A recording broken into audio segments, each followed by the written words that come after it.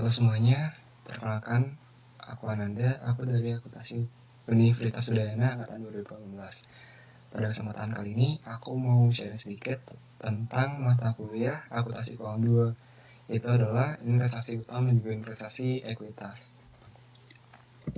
Nah, sebelumnya perlu kita ketahui bahwa investasi ekuitas dan juga investasi utang itu merupakan bagian dari financial asset bersamaan dengan cash dan receivable. Oleh karena itu, ada dua metode pendekatan yang digunakan untuk mengukur investasi utang dan juga investasi ekuitas, yaitu amortized cost dan juga fair value. Nah, IFRS sendiri dan juga PSAK itu mensyaratkan ada dua kriteria pengukuran untuk menentukan metode pendekatan mana yang digunakan untuk mengukur aset keuangan tersebut, yaitu modal bisnis untuk mengelola aset keuangan dan juga karakteristik arus kas kontraktual dari aset keuangan tersebut. Misalkan untuk yang dari investment, jika dia memenuhi modal bisnis untuk mengelola aset keuangan, yaitu modal bisnisnya adalah dikelola hingga jatuh tempo atau held for collection. Lalu karakteristik arus kasnya merupakan berasal dari pembayaran bunga dan juga pokok pada tanggal tertentu yang tercatat pada investasi, maka pengukuran yang digunakan itu adalah amortized cost. Nah, sebaliknya jika dia nggak memenuhi kriteria model bisnis dan juga kriteria karakteristik arus kas, seperti misalnya untuk yang debt investment yang kategori trading maupun held for collection and selling, itu pengukurannya menggunakan metode fair value. Nah, untuk investasi ekuitas itu sendiri atau equity investment, karena dia nggak punya tanggal jatuh tempo dan juga pembayaran arus kasnya bukan berasal dari pembayaran pokok dan juga bunga, otomatis dia nggak memenuhi dua kriteria tadi, jadi pengukurannya menggunakan fair value. Nah, pertama aku bakal jelasin tentang debt investment atau investasi utang. Ada 3 kategori dalam debt investment itu sendiri, yaitu held for collection and selling, dan juga trading securities. Nah, untuk held for collection, karena tadi model bisnisnya adalah dimiliki nggak jatuh tempo dan juga karakteristik arus kas kontraktual itu berasal dari pembayaran pokok dan juga bunga pada tanggal tertentu, maka pengukuran investasi utang atau obligasi ini menggunakan metode amortized cost. Nah, selanjutnya itulah kategori held for collection and selling.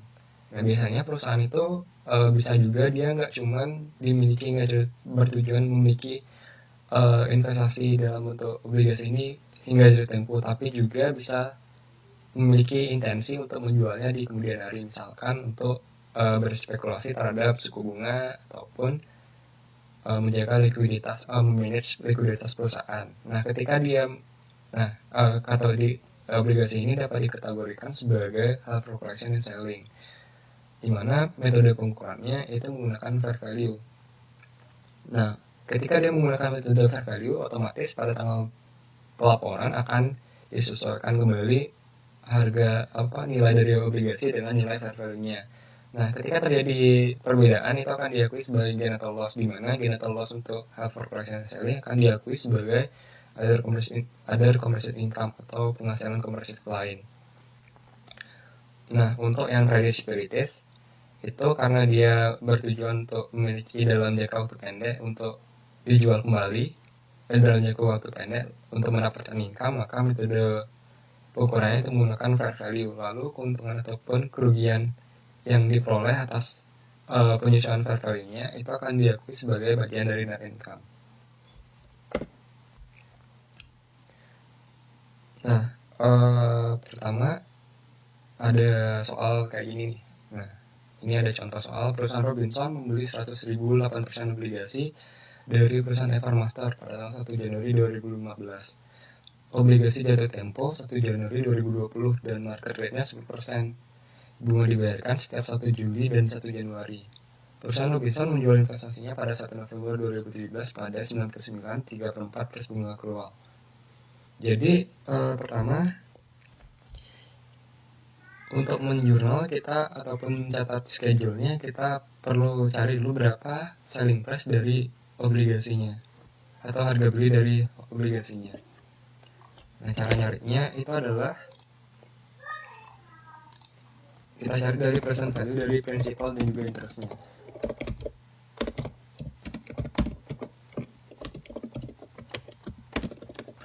Nah, untuk present value principal itu adalah kita pakai nilai nominal 100.000 dikali dengan present value single sum, yaitu 1 dibagi kita pakai marketnya berarti 10%, karena dia 2 kali pembayaran tanggal 1 Juli dan 1 Januari, maka dibagi 2, yaitu 10% bagi 2 0,5 dikali pembayarannya, karena dia 5 tahun berarti karena dia 5 tahun 5 kali pembayaran dikali 2, yaitu tanggal 1 Juli 1 Januari, berarti pangkat 10.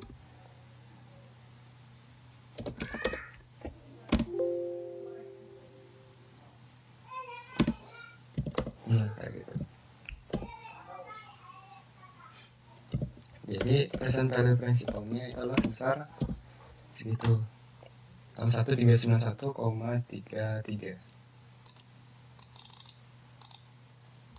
Untuk present value interestnya, kita cari dulu berapa interestnya, itu 100%, 100.000 dikali stated interestnya 0,8, karena dia 2 kali pembayaran bunga, berarti dibagi 2 jadi 4.000.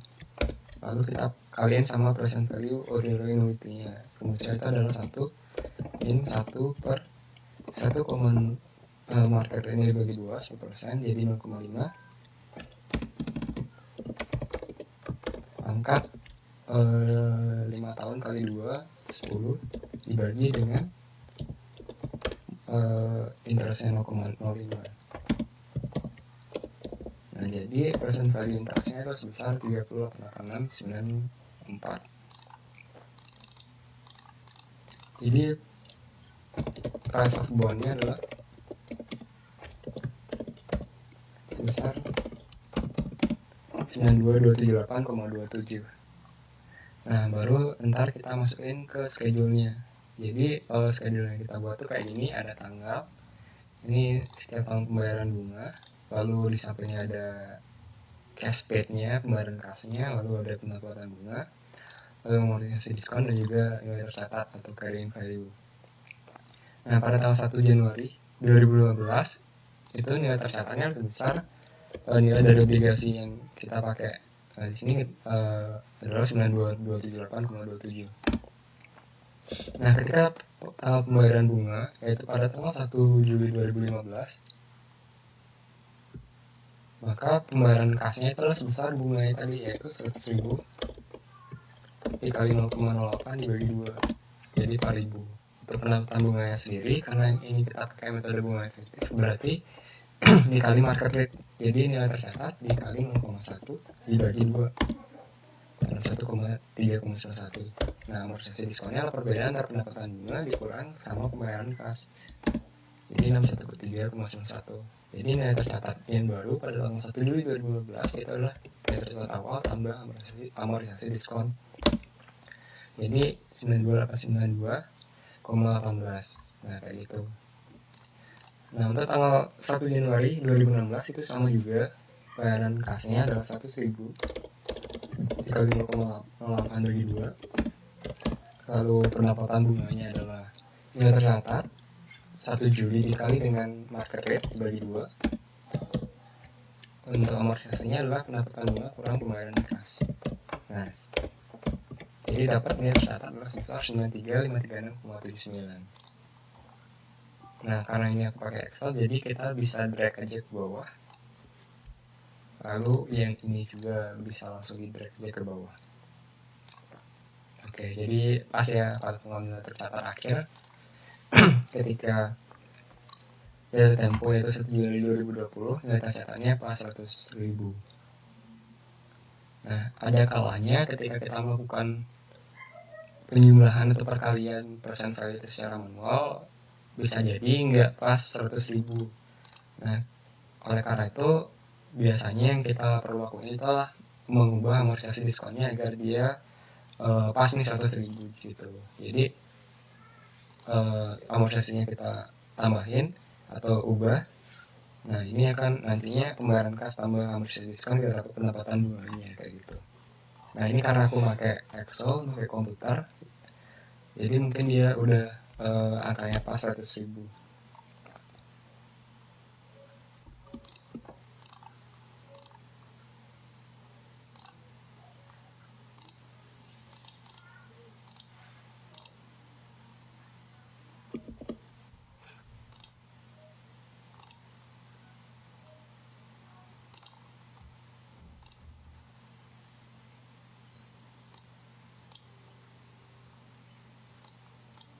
Kayak gitu.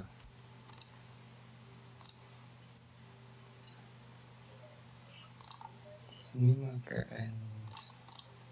kayak gitu. Oke, karena kita udah buat schedule-nya, sekarang kita buat jurnalnya untuk yang kategori health for collection dulu. Jadi jurnal untuk yang health for collection itu adalah sebagai berikut. Pada tanggal 1 Januari 2015, ketika perusahaan itu membeli investasi obligasi, maka jurnal yang kita buat adalah debt investment pada cash.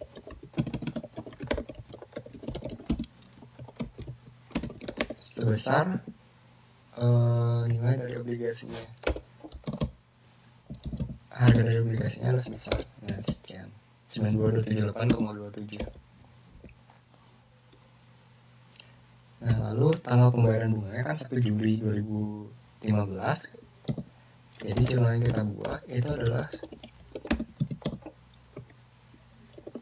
cash, debitnya cash dan juga interest receivable, the investment. Dia menambah the investment yang kita punya, lalu kreditnya adalah interest revenue atau pendapatan bunga. Nah, ini sebesar pembayaran kasnya tadi. Lalu ini the investment sebesar amortisasi, lalu untuk interest revenue itu sebesar pendapatan bunga. Nah, kayak gitu. Lalu tanggal pembayaran bunga selanjutnya itu kan pada tanggal 1 Januari 2016. Nah, pada tanggal 1 Desember kita perlu melakukan penyesuaian untuk bunga akrualnya. Jadi tanggal 31 Desember 2015 jurnal yang kita catat itu adalah sebagai berikut. Ini akan diakui sebagai interest receivable, menambah investment, dan kreditnya adalah interest revenue. Nah, ini sebesar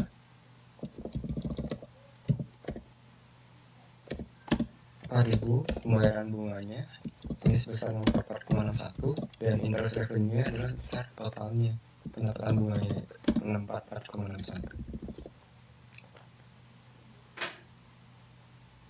Lalu pada 1 Januari 2016 ketika dilunasin, maka jumlahnya adalah cash pada interest receivable sebesar 4.000. Oke, kayak gitu jurnalnya. Nah, misalkan nih jadi jurnalnya sampai akhir, sampai tahun jatuh tempo kira-kira mirip kayak gini. Nah, ketika misalkan nih ini hingga jatuh tempo, maka jurnalnya pada tanggal 1 Juni 2020 itu adalah sebagai berikut. Cash pada debt investment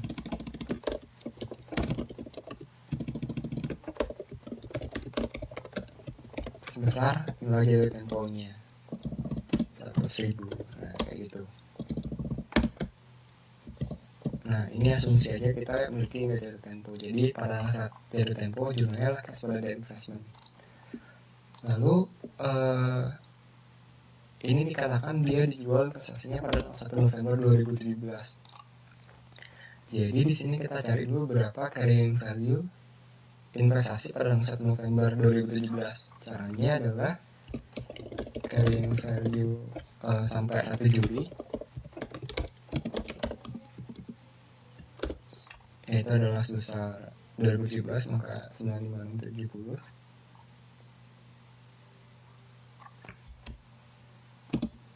ditambah amortisasi diskon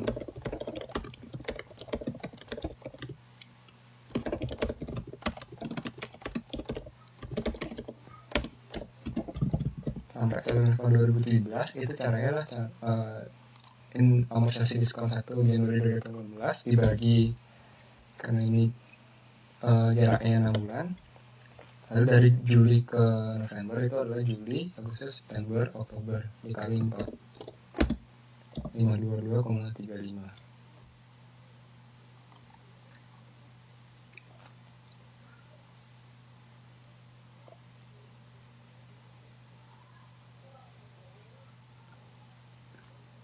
Jadi carrying value 1 November 2017 itu adalah sebesar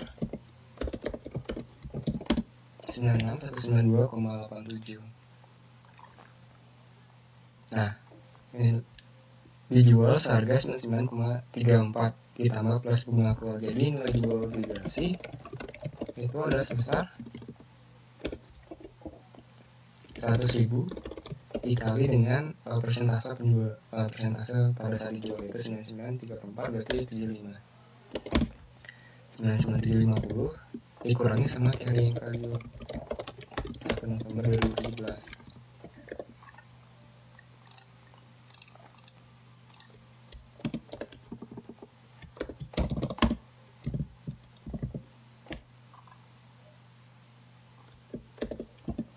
Jadi ada gain on sale karena nilai jualnya lebih gede, berarti gain on sale sebesar 3.557,13. Nah, jadi jurnalnya pada tanggal 1 November 2017 itu adalah sebagai berikut. 1 November 2017 berarti kita dapat cash, debitnya itu adalah kreditnya dari investment. Karena enggak pada pendapat pada saat, karena ini ada di dalam plus bunga accrual, jadi interest revenue lalu gain on sale. Dan investmentnya adalah sebesar nilai carrying value dari obligasi 1 November 2017, lalu gain on sale adalah sebesar 3557,13. Untuk interest revenue itu adalah pembayaran bunga tadi 4.000 dibagi 6 dikali dengan 4 bulan 26,7. Lalu dapat cash yang kita dapat dari ini adalah sebesar 102,6,67 kayak gitu.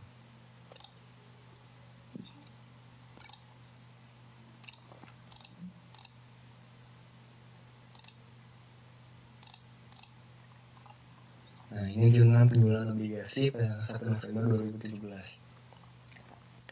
Selanjutnya, untuk yang jurnal half collection dan juga trading itu hampir sama. Cuman bedanya tanggal 31 Desember itu dilakukan penyesuaian untuk fair value-nya. Jadi jurnalnya pada tanggal 1 di sini diasumsikan 31 Desember nilai fair value-nya 95. Jadi jurnal yang kita buat itu adalah fair value adjustment pada unrealized holding gain or losses equity.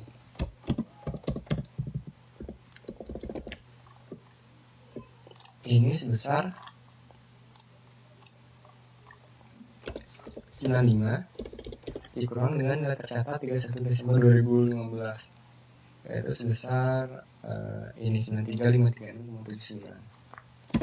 Nah, dapat 1463,21. Nah, untuk yang half correction trading, karena ini kita catatnya unrealized holding gain or loss pada equity, kita akan tutup dia ke accumulated dari progressive income. Jadi jurnalnya adalah ini kita debitin, kita nolin, lalu kreditnya adalah accumulated other comprehensive income sebesar 143,21. Lalu yang jurnal trading securities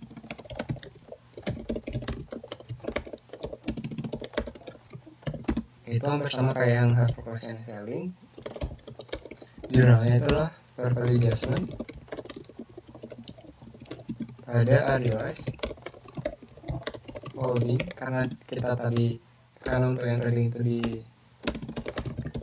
pada income, maka kita di sini catat pada income sama sebesar 1463,21. Nah, ini adalah jurnal untuk obligasi. Oke, kita lanjut ke equity investment bab kedua.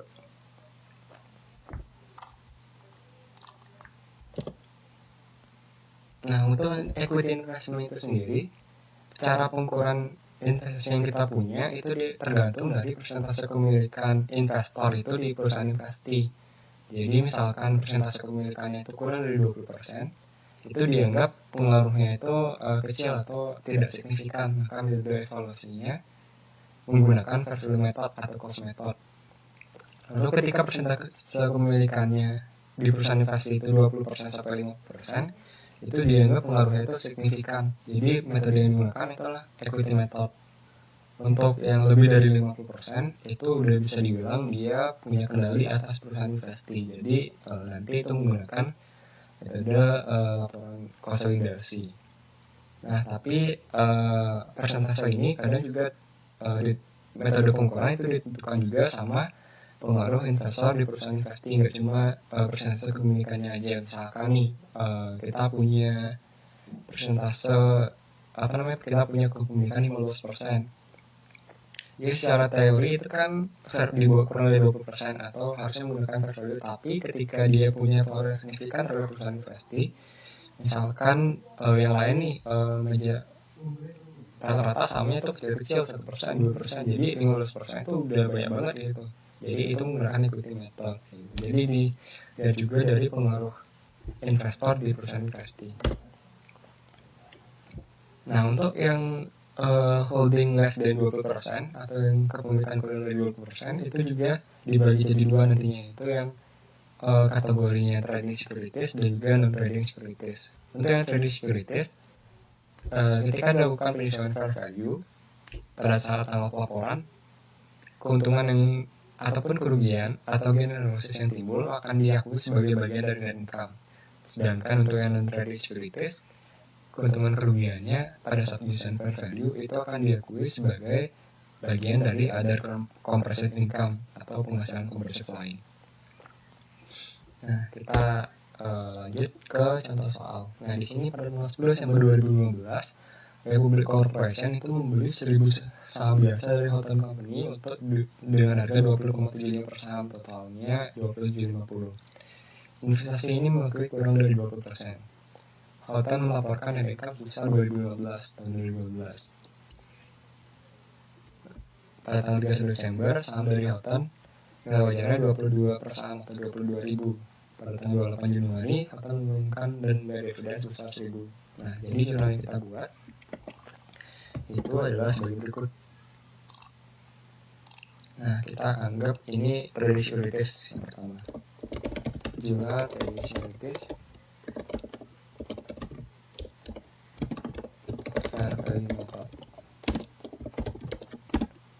Nah, pada 10 Desember 2015 ketika kita membeli obligasi membeli investasi dalam saham ini, maka jurnal yang kita buat adalah equity investment ada cash sebesar total biayanya itu sebesar 20.750.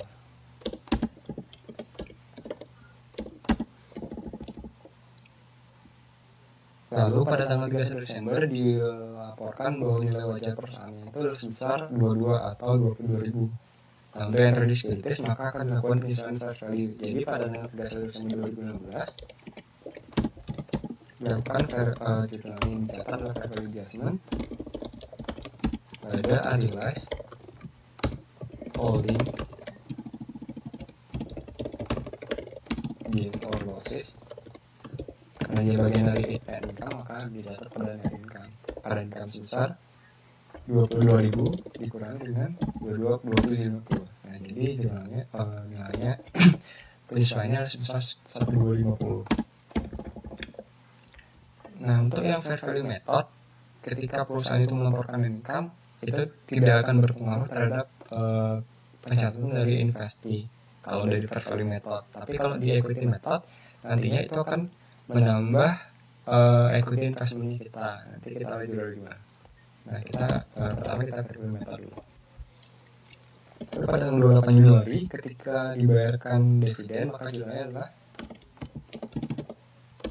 sebagai berikut, yaitu cash pada dividen revenue sebesar bayarin 1000, kita punya 20%, berarti kali 0,2, 200. Nah, ini untuk yang jumlah trading securities.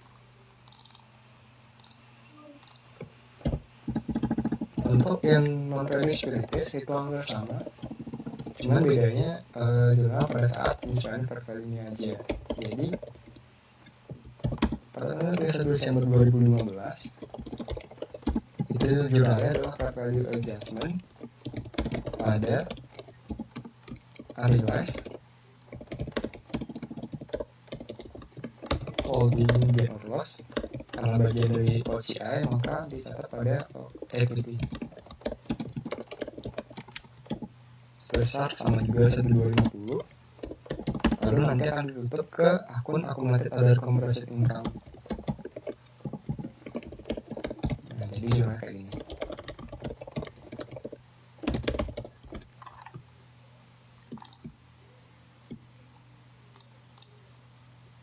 Ini 1250 sama juga.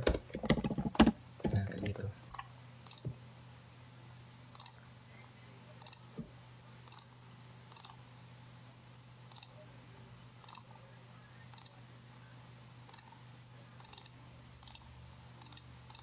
Nah, untuk yang equity method, asumsiin sekarang kita punya kepemilikannya itu, asumsi kepemilikan itu 25% ya. Terus pakai equity method. Jadi jurnalnya adalah sebagai berikut. Untuk yang ketika pembelian itu sama, equity investment pada cash besar 20-50. Lalu pada saat tanggal ketika investasi melaporkan income pada equity method, itu akan diakui sebagai penambah dari akun equity investment kita. Jadi jurnal yang dicatat adalah 31 Desember 2015 karena dia menambah equity investment pada investment income sebesar 2.500 sebesar income dikali dengan persentase kepemilikan 0,25, jadi 6,25. Nah, pada equity method itu nggak dilakukan yang namanya penyesuaian fair value, cuman pada fair value method aja atau cost method. Lalu pada saat pendapatan pembayaran dividen, maka jurnalnya itu adalah sebagai berikut.